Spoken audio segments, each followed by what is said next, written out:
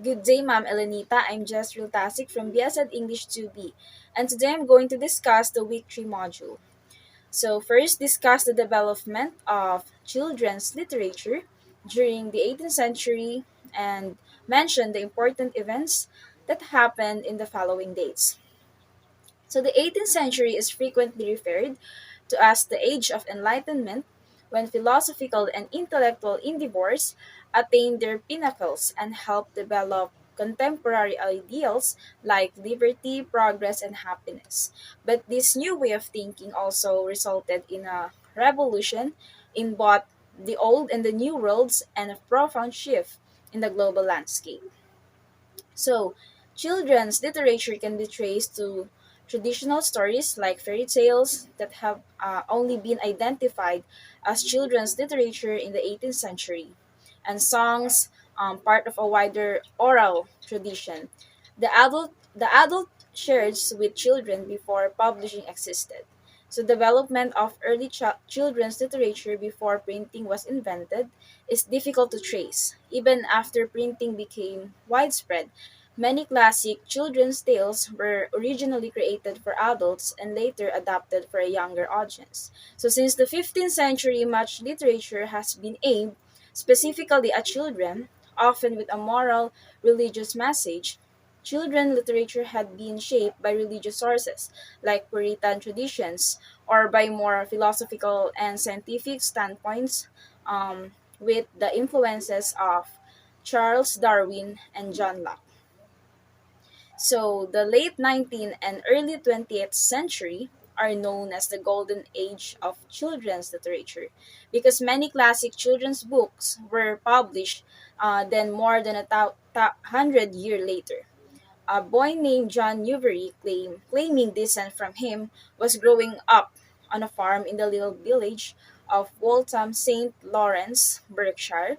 Like many of other country boy, he preferred town life to the farm, and being fond of books, went into the office of printer in reading.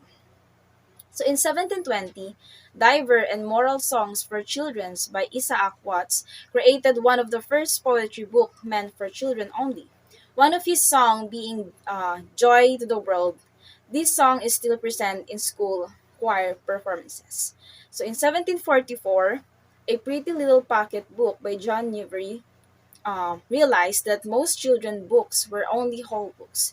He jumped into an untapped market and came it with his own collection of Naris animations or poem and instantly became having a for children. In 1762, Emily by Jean Kess, another finder of education that we currently stay, his book Mile was an explanation of the idealization that children should recon. Reason advocated for simply and living a moral life. So, number two, I'm going to discuss the development of children literature at the end of the 18th century. So, the 18th century and most of children's literature in the 18th century was dominated by female authors.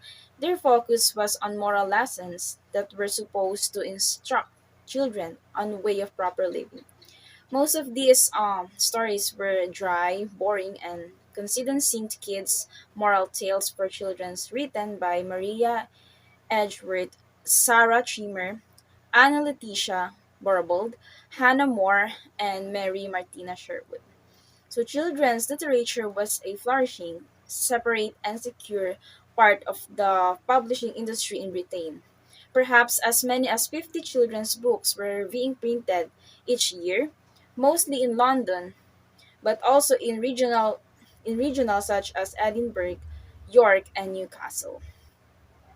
So for the last, I'm going to discuss the development of children's literature by mentioning the important events that happened during the beginning 1812, 1827, 1835, the middle 1865, and the end 1877, 1878, 1888 of the 19th century.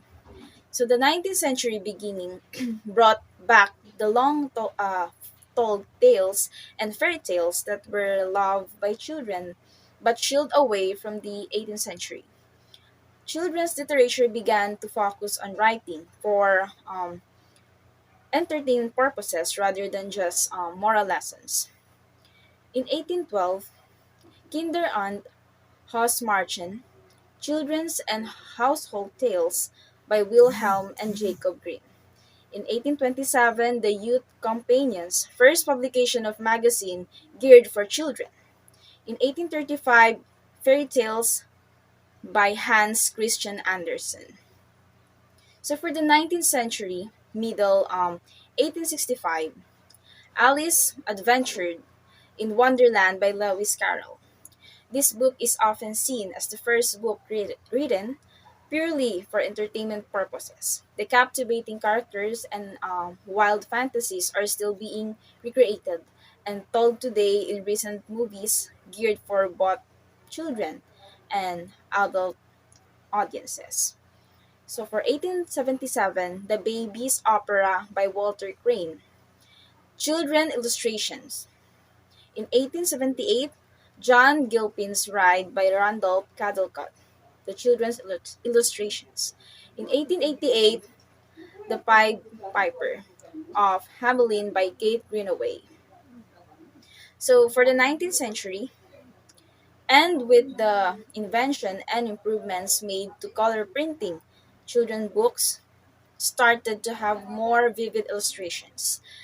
The end of 19th century is when children's literature really came into its own and continued to develop in the 20th century. That's all. Thank you.